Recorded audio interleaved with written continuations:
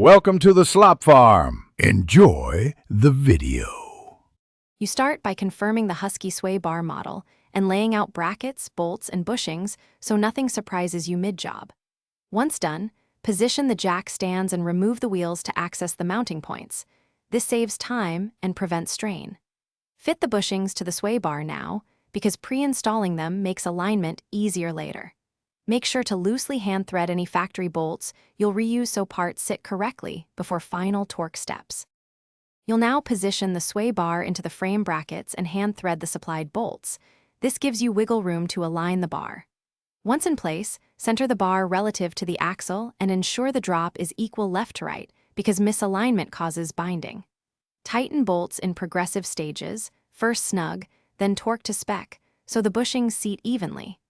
Make sure to cycle suspension gently and recheck alignment before final torque, which prevents noise and premature wear. You finish by reinstalling wheels, lowering the vehicle, and performing a careful low-speed test to detect clunks or resistance. If you hear noise, stop and retorque bolts. Loose hardware is the most common issue.